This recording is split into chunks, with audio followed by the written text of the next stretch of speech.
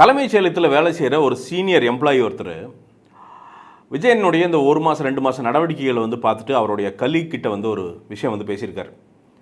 டேய், இவர் வந்து சினிமாவில் நடித்து வரலடா, இவர் சினிமாக்குள்ளே வரும்போதே அரசியல்வாதி, சினிமாவை யூஸ் பண்ணி அரசியல்வாதியாக வளர்ந்து இந்த அரியாசனத்தில் வந்து உக்காந்துருக்காருடா, அவருக்கு எல்லாமே தெரியுதுடா, அரசியலில் எந்த காய் எப்படி நகர்த்துனா எங்கே உள்ளுன்னு தெரியுது அப்படின்ட்டு. இது ஏன் இப்படி சொல்கிறேன் அப்படின்னா,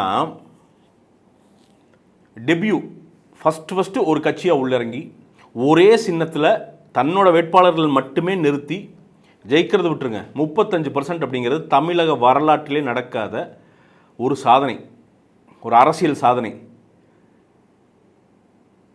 97% ஒரு சில இடங்கள் தவிர யாருமே ஓட்டுக்கு காசு தரல. 100% சொல்ல மாட்டேன், அது பொய். அதே மாதிரி இந்த சேனல் இருக்கிறது வந்து பார்த்தீங்கன்னா தாவேக்கா ஆதரவெல்லாம் இல்லை, உண்மை என்னமோ அதை சரியாக பேசுவேன். நாளைக்கு தாவேக்கா தப்பு செஞ்சாலும் நிச்சயமாக அதை வந்து சுட்டி காட்டி பேசுவேன், தெளிவாக பேசுவேன். இதே மாதிரி ஸோ அங்கங்கே சில பேர் இந்த பழைய அதிமுக பழைய திமுகலேருந்து வந்தவங்கெல்லாம் கொடுத்ததை தாண்டி 97% வந்து பார்த்திங்கன்னா அப்பழுக்கற்ற அந்த வாக்குகள் அதை வாங்கி தான் வந்து இன்றைக்கி வந்து அரியாசனத்தில் வந்து முதல்வர் விஜய் வந்து ஏறி உக்காந்துருக்கார். இப்போ நேற்று வந்து காவிரி விஷயத்துக்காண்டி விஜயனுடைய கைது, உதயருடைய கைது, நேற்று வந்து என்ன பேசினாருன்னு தெரியும், கம்முன்னு இருக்காமல் மேடையில் ஏறிட்டு சம்மந்தமே இல்லாமல் காவிரி பிரச்சனையை பற்றி பேசுகிறீங்கன்னா காவிரி பிரச்சனையை பற்றி பேசியிருக்கலாம், அங்கே இருக்கிற விவசாயிகளுடைய இந்த 25 வருஷ போராட்டங்களை பற்றி பேசியிருக்கலாம், இதுக்கு முன்னால் இருந்த அதிமுக அரசோ மத்திய அரசோ என்னென்ன மாதிரியான வஞ்சனை பண்ணுதுன்னு பேசியிருக்கலாம். 60-70 நாளே ஆன ஒரு கட்சியை பிடிச்சிக்கிட்டு வந்து தொங்க வேண்டிய அவசியம் என்ன? அங்கேயே வந்து பார்த்திங்கன்னா உதயநிதி ஸ்டாலின் அவர்களுக்கு வந்து பார்த்திங்கன்னா எந்த திசையில் போகிறோன்னு ஒரு கிளாரிட்டி இல்லை. அதில் எவனோ ஒருத்தன் வந்து பார்த்திங்கன்னா நீங்கள் வளர்த்த உடன்பிறப்புகள், அட்டகாசமான உடன்பிறப்புகள், கீழே நின்று ஒருத்தன் திருசான்னு கத்துறான், சும்மா வாண்டடாக கத்துறான். எவனோ ஒருத்தன் என்ன வழிபோக்க மாதிரி ஒருத்தன் கத்துறான், அவனுக்கு நீங்கள் ஏன் அக்னாலேஜ் பண்ணுறீங்க? ஆக்சுவலாக இதே மாதிரி வந்து பார்த்திங்கன்னா விஜய் அவர்களுடைய மீட்டிங்கில் ஒன்றில் இதே மாதிரி கீழே நின்றுட்டு ஐயா ஸ்டாலின் அவர்களை வந்து ஒரு ஒரு மோசமான ஒரு கமெண்ட் கீழே வந்துட்டு ஒருத்தன் ரேண்டமாக ஒரு பர்சன் வந்து பாஸ் பண்ணுவான். அவர் திருப்பி அதுக்கு ரியாக்ட் பண்ணவே மாட்டார், சொல்லப்போனால் முறைப்பார், கோவப்படுவார், அதை ரெஜிஸ்டர் பண்ணுவார், அங்கே அதை பண்ணாதீங்க அப்படிங்கிறத ரெஜிஸ்டர் பண்ணார், வாயை திறந்து ஒரு வார்த்தை கூட பேச மாட்டார். அப்போது இந்த நக்கல் நையாண்டிங்கிறது அதுனா டெரகேட்ரியான நையாண்டி, இது இப்போ பண்ணுறதில்ல. இன்றைக்கி வந்து பார்த்திங்கன்னா ஐயா எடப்பாடி எல்லாம் வந்து பார்த்திங்கன்னா உதயனுக்கு இன்றைக்கி இந்த கைதுகளை எதிர்ப்பு தெரிவிச்சிருக்காங்க, சந்தோஷம். ஆனால் அவர் என்ன பேசியிருக்கீங்க? காலில் விழுந்தார், காலில் நடுவில் போய் விழுந்தார், இதெல்லாம் இந்த அரசியல் பண்ண வேண்டிய அவசியம் என்ன? உதயண்ணா காலங்காலமாக பண்ணிகிட்ருக்கீங்க, இனி பண்ண முடியாது. இனி பண்ணிங்க அப்படின்னா மக்களுடைய செல்வாக்கை முற்றிலும் இழக்க நேரிடும். அப்படிங்கிறதுக்கு இன்றைய கைது சாட்சி. எப்படா சாட்சி? எங்கள் அண்ணன் யார் தெரியுமா, இந்த பார்த்தியா நைட் ரிலீஸ் பண்ணிடுவாங்க, அது ஓகேண்ணா. இப்போ இந்த நைட் ரிலீஸ் பண்ணுவாங்க அப்படிங்கிறது வந்து எனக்கு தெரியாமலாம் அரசாங்கம் பண்ணல, அவருக்கு தெளிவாக தெரியும், முதல்வருக்கு தெளிவாக தெரியும். இதை நேற்று சாயங்காலமே இங்கிருந்து சீக்வன்ஸ் ஆஃப் ஈவெண்ட்ஸ், இதுக்கப்புறம் சரி இவர் கைதானா அடுத்து என்ன, option A, option B, option C, அடுத்தது வந்து பார்த்திங்கன்னா சட்டமன்றத்துக்குள்ளே வந்து சரி ஓகே ரிலீஸ் பண்ணால் வருவார், என்ன பேச போகிறாரு, அதற்கு என்ன எதிர்வினை முதற்கொண்டு எல்லாம் பிளான் பண்ணி வச்சுட்டு தான் அவங்க உட்காந்துருக்காங்க, உட்காந்துட்டு தான் உங்களை கைதியே பண்ணுறாங்க. நீங்கள் என்ன நினச்சிட்டு இருக்கிறீங்கன்னா நம்ம பால் போடுறோம் அப்படின்னு நினைக்கிறீங்க, இல்லை. ஏன் அதுக்கான ஒரு சின்ன சான்று என்ன அப்படின்னா, இன்றைக்கி மத்தியானமே ரொம்ப தெளிவாக அரசு வழக்கறிஞர்கள் வந்து என்னென்னா கைது செய்யறதுக்கான எங்களுக்கு எந்த மோட்டிவும் கிடையாது, இவர் தவறு பண்ணியிருக்கார், அது கேஸ் ரெஜிஸ்டர் பண்ணும் அப்படிங்கிறதுக்கு தான் வந்து நாங்கள் வந்து இந்த கைதை வந்து பண்ணுறோம், டிடென்ஷன் வந்து இதுக்கு மோட்டிவ் கிடையாது, இதுதான் வந்து மோட்டிவ் அப்படிங்கிறது வந்து ரொம்ப தெளிவாக வந்து இன்றைக்கி அரசு வழக்கறிஞர் வந்து முன்னாடி வச்சுருக்கார். ஆனால் இது வந்து வெறும் கைது கிடையாதுங்க, இது வந்து முதலமைச்சர் விஜய் விடுக்கிற எச்சரிக்கை, திமுக கிடையாது, அது நீங்கள் நல்லா தெரிஞ்சுக்கணும். இது திமுகவுக்கு தான் அவர் வந்து எச்சரிக்கை விடுக்கிறார், அதெல்லாம் கிடையாது. அந்த வெண்டேட்டா பாலிடிக்ஸ் வந்து பார்த்திங்கன்னா அவங்க ஜெயலலிதா அம்மா இருந்தப்போ கலைஞரையாக இருந்தப்போ இவங்க 2 பேரும் இந்த கைது பண்ணி விளையாண்டுக்குவாங்க, அந்த பாலிடிக்ஸ் அவர் கையில் எடுக்கலை. அவர் எடுத்திருக்கிறதுக்கு காரணம் என்ன அப்படின்னா, அவருக்கு வெளியிலேருந்தெல்லாம் பிரச்சனை கிடையாது, திமுகலாம் அவருக்கு பிரச்சனையே கிடையாது, அவங்க உட்கட்சி அவங்களுக்கு இருக்கிற இந்த கூட்டணி கட்சிகளுடைய குடைச்சல் பெரிய பிரச்சனையாக இருக்குது. இந்த ஒரு 90 நாட்கள் பீரியடில் வந்து பார்த்திங்கன்னா அவருக்குள்ளேயே வந்து பார்த்திங்கன்னா சில அமைச்சர்கள் சொல்கிறது கேட்குறது இல்லை. அதிகாரிகள் வந்து பார்த்திங்கன்னா அமைச்சர் சொல்கிறத கேட்குறது இல்லை. சில டிரான்ஸ்ஃபர்ஸு, இந்த சொத்து விவகாரம், பழனியில் நடந்த சொத்து விவகாரமெல்லாம் வந்து பார்த்திங்கன்னா அதிகாரிகள் அவர்களுடைய ஆட்டம், ஏன்னா 50 வருஷம் ஆட்டிட்டாங்க, திடீர்னுலாம் நிறுத்த முடியாது. அந்த ஆட்டம் நிற்கவே மாட்டேங்குது. அப்போது ஐயா பிரபாகரன் வந்து ஒரு விஷயம் சொல்லியிருப்பார், வன்முறைக்கு பதில் அதை விட பெரிய வன்முறை அப்படிங்கிற ஒன்று சொல்லியிருப்பார். அதை பார்த்தா தப்பாக தெரியும், ஆனால் ப்ராக்டிக்கலாக பார்த்தா உங்களுக்கு அது சரின்னு தெரியும். என்னென்னா, நான் யார் அப்படிங்கிறத நிரூபிக்கிறதுக்கு சில சம்பவங்கள் பண்ணால் மட்டும்தான் உங்களை லீடராக வந்து இந்த அரசியல் ஏற்றுக்கும். அதில் சரி தப்பெல்லாம் கிடையாதுங்க. அது இப்போ விஜய் அண்ணன் வந்து இன்றைக்கி ஒன்று கைது இருக்குல்ல, இது கான்சிக்வன்ஸ் இருக்காதுன்னு நினைக்கிறீங்களா? அதற்கான கான்சிக்வன்ஸ், அதற்கான அரசியல் கான்சிக்வன்ஸ், பர்சனல் கான்சிக்வன்ஸ் அவருக்கு நிச்சயமாக நடக்கும். அதை அவர் ஃபேஸ் பண்ணி தான் ஆகணும், அதுக்கு அவருக்கும் தெரியும். ஆனால் அரசியலில் நீங்கள் வந்து வாளை வந்து அப்படியே உரையில் சொருகிக்கிட்டு, இல்லை வாள் எடுத்து சும்மா சாணம் பிடிச்சி இப்படி ஓரமாக வச்சுக்கிட்டு அதெல்லாம் இருக்க முடியாது. இது அரசியல் போர்க்களம். இது எடுத்து யோசிக்காமல் உள்ளே போயிடணும். வெட்டு ஒழுகும், 2 வெட்டு ஒழுகும், காயம் வரும், கால் போகும், கை போகும். இதெல்லாம் தெரிஞ்சு தான் அரசியலுக்குள்ளே வந்திருக்கு அப்படி. அதனால் அவர் எடுத்து உள்ளே இறங்கிட்டு அப்படி, அவ்வளோதான். எதற்கு இறங்கினார் கட் பண்ணி பார்த்தீங்கன்னா, ஜெயலலிதா அம்மா 2011 ஆட்சிக்கு வராங்க. 2006 to 2011 திமுகவுடைய மிக மோசமான ஆட்சி. ஆட்டம்னா சின்ன ஆட்டம் கிடையாது. 2009 என்ன பண்ணுறாங்க, இந்த உலகத்தமிழ் மாநாடுன்னெலாம் வைக்கிறாங்க. கோயம்புத்தூரில் தான் அந்த மாநாடு வந்து நடக்குது. 2009-10 கோயம்புத்தூரில் அந்த மாநாடு வந்து நடக்குது. அந்த மாநாட்டில் என்ன பண்ணுறாங்க, சிட்டியை அலங்கரிக்கிறேன், அதை பண்ணுறேன், இதை பண்ணுறேன், என்ன பண்ணுறாங்க, அங்கே இங்கே யாரையும் கேட்காம ஜேசிபியை வச்சு அந்த கொடிக்கம்பங்கள், அந்த போல்ஸ் எல்லாம் நடுறதுக்கு குளியல் தோன்றாங்க. அதில் என்ன ஆகுது, ரொம்ப இம்பார்ட்டண்ட்டான கம்யூனிகேஷன் ஒயர்ஸ். அப்போ வந்து பிஎஸ்என்எல் தான் எல்லா பேங்குகளுக்கான கம்யூனிகேஷன் ஒயர்ஸ், இன்டர்நெட் பேசிக்காக கொடுத்துருக்கு, எல்லாம் வந்து அடியில் போகுது. வெட்டி வீசுகிறாங்க. மொத்த கோயம்புத்தூர் ஸ்தம்பிக்குது. மொத்த தமிழ்நாடும் வந்து பார்த்திங்கன்னா அவங்க அந்த ஈவெண்ட்டை வந்து பார்த்திங்கன்னா பார்க்குது, டெலிவைஸ் பண்ணுறாங்க. அதில் மொத்த குடும்பம் அவங்க உட்காந்துருக்காங்க, அதை பார்க்குறாங்க. அதோட கோபம் தூக்கி வீசுகிறாங்க. 2011 ஜெயலலிதா அம்மா வந்து ஆட்சியில் உட்கார்றாங்க. ஒன்றுமே பண்ணலைங்க. நில அபகரிப்பு பிரிவு அப்படின்னு ஒரு பிரிவை ஓப்பன் பண்ணாங்க. உக்காரு, எல்லா தமிழ்நாடு ஃபுல்லாக எல்லா போலீஸ் ஸ்டேஷன்லையும் அந்த பிரிவு இருக்கும். யார் யார் திமுககாரன் எடு போடு. அதோட கான்சிக்வன்ஸ் என்ன தெரியுமா? அதோட கான்சிக்வன்ஸ் அந்த அம்மா இல்லவே இல்லை. அவங்க அந்த அளவுக்கு வந்து அரசியல் எதிரிகளை அவங்கள சம்பாதிச்சாங்க. ஆனால் அவங்க இருந்த கடைசி நொடி வரைக்கும் திமுக இருக்க அவ்வளோ பெரிய ஆளுகளுக்கு உள்ள ஒரு கருக்குன்னு ஒன்று இருக்கும். ஐயோ இந்த அம்மாவாடா அப்படின்னு. ஏன்னா அந்த கேசஸ் இன்னைக்கு வரைக்கும் நடந்துட்டு இருக்குது. வெளில சொல்ல மாட்டாங்க. இன்னைக்கு வரைக்கும் பல திமுக காரர்களுக்கு, பல திமுக மாவட்ட செயலாளர்களுக்கு, பல திமுக முன்னாள் அமைச்சர்களுக்கு இன்னைக்கு வரைக்கும் பெரிய தலைவலியாக இருக்குது அன்னைக்கு பதியப்பட்ட கேஸ்கள். அந்த அம்மா ஷீஸ் எ ஃபைட்டர். எடுத்து வீசிடுவாங்க, அவ்வளோதான், யோசிக்கலாம் மாட்டாங்க.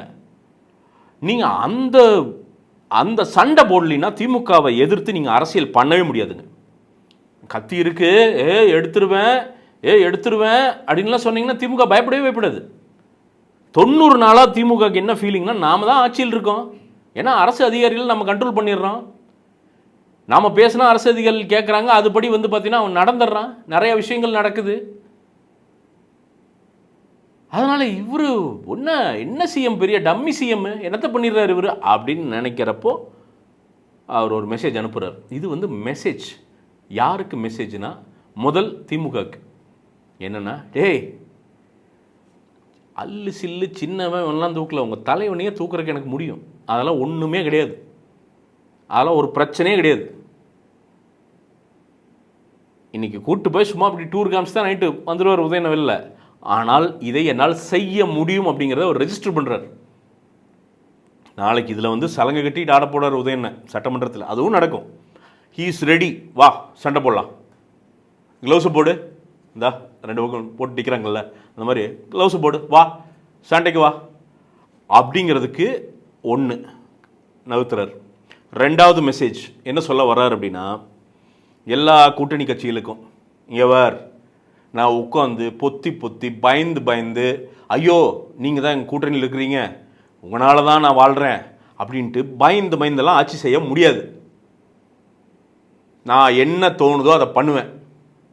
நீ கூட்டணி நிட்டு விலகுறியா, விலகு, பார்ப்போம், வரட்டும், ரீஎலெக்ஷன் வரட்டும், பார்ப்போம்.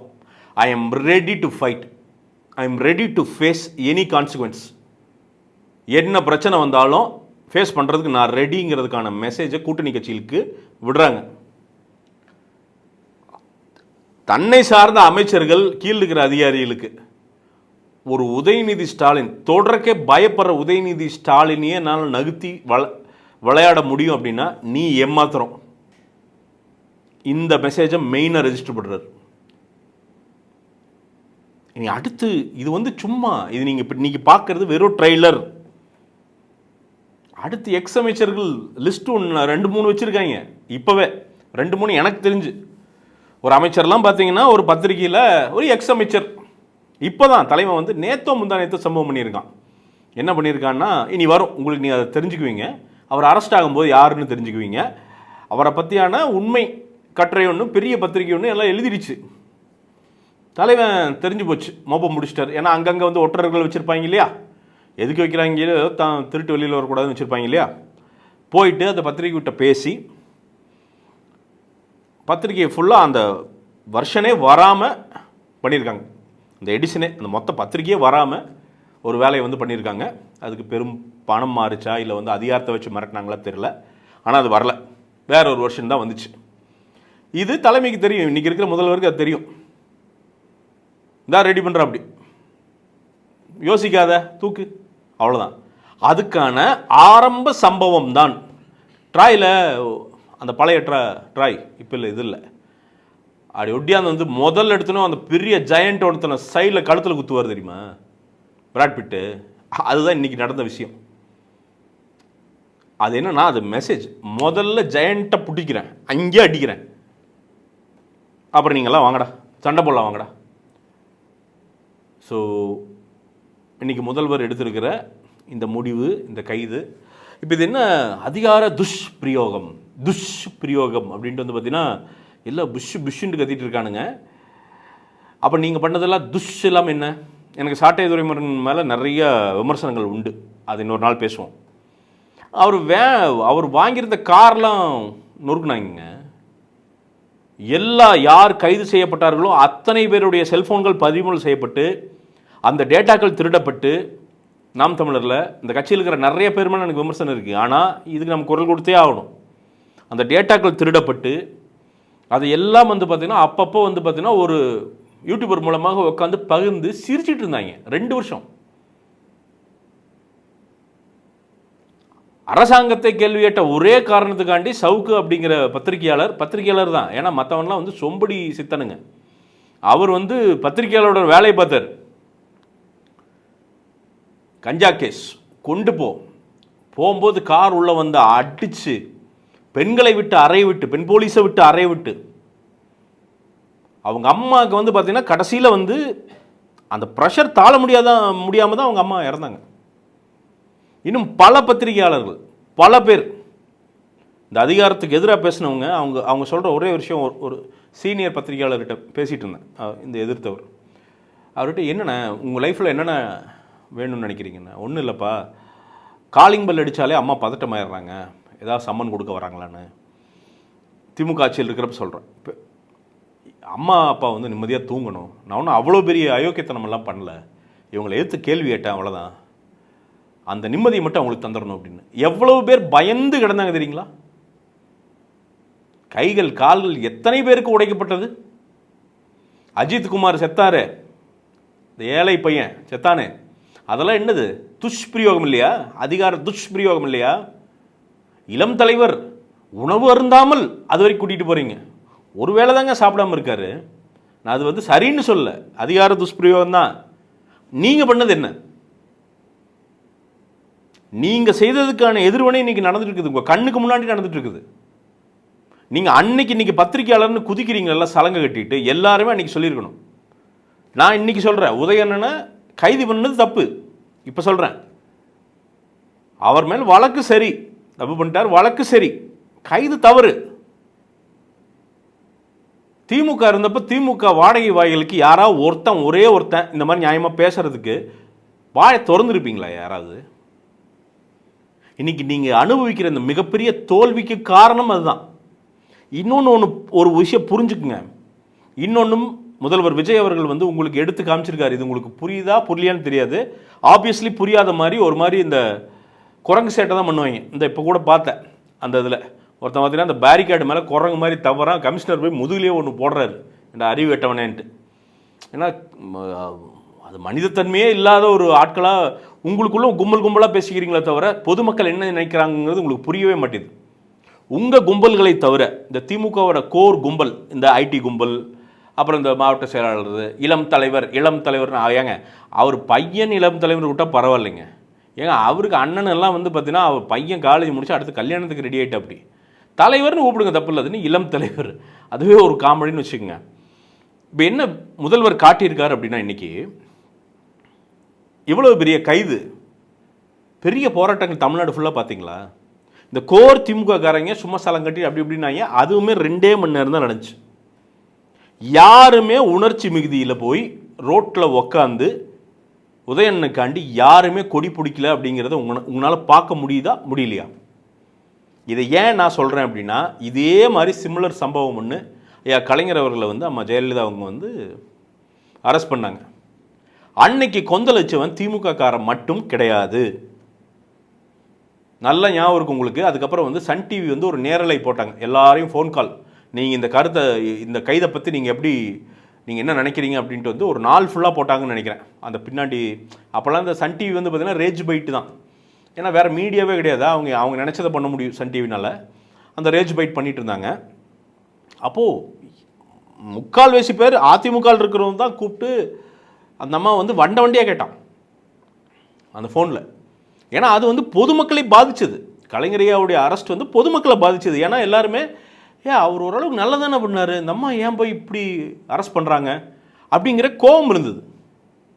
இன்றைக்கி நல்லா உத்து பார்க்குறீங்களா, பொதுஜனம் ஜாலியாக இருக்காங்க. யாருமே உங்கள் அரெஸ்ட்டை பற்றி கவலையே படல. உதயனா தமிழ்நாட்டில் யாருமே கவலைப்படல. உங்கள் அல்லு சில்லுக்கள் தவிர ஒரு மீறி போனால் ஒரு 50,000 பேர் இருப்பாங்க தமிழ்நாடு ஃபுல்லாக சேர்ந்து. அவங்க தான் பார்த்தீங்கன்னா தஞ்சாவூரில் உட்காந்துட்டு சும்மா இப்படி அவன் என்ன பெர்ஃபார்மன்ஸ்னால் அந்த கேமராவை பார்த்து பெர்ஃபார்மன்ஸ் பண்ணிகிட்டு இருக்கான். எல்லாருமே கேமரா எங்கே இருக்குது, நியூஸ் கேமரா எங்கே இருக்குன்னு பார்த்து தலைவா அப்படின்ட்டு வந்து லெஃப்டாக ரைட்டை திருப்புற. என்ன காரணம் அப்படின்னா, சரி இதில் ரெஜிஸ்டர் ஆகி நம்ம கட்சியில் ஏதாவது பதவி வாங்க முடியாதா அப்படிங்கிற அந்த போராட்டம் தானே தவிர தன்னெழுச்சியான போராட்டம் எங்கேயுமே நடக்கல தமிழ்நாடு ஃபுல்லாக. காரணம், திமுக மக்கள் செல்வாக்கை இழந்து விட்டது. இது உங்களுக்கு எப்போ புரியுதுன்னு தெரில. ஜேர்னலிஸ்ட் மணியையா ஒரு பேட்டி பார்த்துருந்தேன் இப்போ சமீபமாக கொடுத்ததை. அதில் அழகாக சொல்லியிருந்தார், திமுக அடுத்த தடவை என்ன நினச்சிட்டு இருக்குன்னா அந்த 5 வருஷத்தில் இல்லை 3 வருஷத்தில் மக்கள் செல்வாக்கு வந்து விஜய்க்கு போயிடும், இந்த அரசாங்கத்துக்கு போயிடும், திருப்பி திமுக வரலான்னு நினைக்குது. ஆனால் அன்னைக்கு ஆட்டமே மாறி திமுக ரெலவன்ஸே இல்லாத ஒரு கட்சியாக மாறி இருக்குன்னு அவர் சொன்னார். அது சத்தியமான உண்மை. ஏன்னா மக்கள் உங்களை ஆப்ஷனாகவே பார்க்குறத மறந்துட்டாங்க. நீங்கள் இன்னும் திருப்பியும் குழந்தைகள் மாதிரி உக்காந்துக்கிட்டு விஜய் எதிர்ப்பதையே அவருடைய தனிப்பட்ட வாழ்க்கையையும் மற்றதையும் வந்து கேவலம் பேசினா நமக்கு வந்து ஒரு ஃபேன் பேஸ் உருவாகி நம்மளை வந்து திருப்பியும் ஆட்சிக்கட்டில் உட்கார வைப்பார்கள் அப்படின்னு நீங்கள் நினச்சிங்க அப்படின்னா, இன்றைக்கி நாம் தமிழர் கட்சிக்கு வந்து எப்படி வந்து செவில்லையே போட்டு உட்கார வச்சுருக்கிறாங்களோ மக்கள், அதை விட மோசமான ஒரு ரிசல்ட்டை திமுகவுக்கு மக்கள் தர்றதுக்கு ரெடி ஆகிட்டாங்க. அவர் விஜய் தெளிவாக கைகளை நகர்த்துகிறார். அவருக்கு எல்லாம் தெரியும், தெளிவாக தெரியும். உங்களை எங்கே அடித்தா எங்கே வருங்கிறது அவருக்கு தெளிவாக தெரியும். காய்கள் நகர்த்துகிறார். இன்றைக்கி நடந்த கைது அவர் ட்ரையல் பார்க்கிறார். ட்ரையல் தான் பார்க்குறாருங்க. இன்னும் மெயின் பிக்சர் சொல்லப்போனால் ஓப்பனிங் ஷாட்டே இன்னும் வரல. வரும், அடுத்து இன்டர்வல் பிளாக் வரும். இன்டர்வல் பிளாக்கே திமுக காரங்க ஓஞ்சிருவாங்க. ஏன்னா இன்றைய முதல்வருடைய விஜயை நாங்கள் நடிகர் விஜயாக பார்த்துருக்குறோம். அவரோட ஸ்பெஷலே என்னென்னா, உன்னை தொட்டு ஆரம்பித்து இழுத்துட்டு போனார்னா இழுத்துட்டு போயிட்டே இருப்பார். நீங்கள் அந்த மிஷினை ஒன்றுமே பண்ண முடியாது. போர் டனலிங் மிஷின் மாதிரி மெதுவாக தான் சுற்றும், ஆனால் அது சுற்றிகிட்டே இருக்கும். அது குடஞ்சி உள்ளே போயிட்டே இருக்கும். தான் இலக்கு வர்ற வரைக்கும் அது பாட்டுக்கு போய் அந்த பக்கம் இங்கே விட்டு அங்கே வந்துடும். அது நடக்கும். விஜய்க்கு அந்த பொறுமையும் அந்த மன வலிமையும் உண்டு. நீங்கள் அவரை பிரேக் பண்ணிட்டீங்க அப்படின்லாம் நினச்சிங்கன்னா, நீங்கள் அவரை ட்ரோல் பண்ணிட்டேன்லாம் நினச்சிங்கன்னா, அவர் என்ன நினைக்கிறார் அப்படிங்கிறது உங்களுக்கு தெரிய வந்துச்சுன்னா நீங்கள் பயந்துருவீங்க.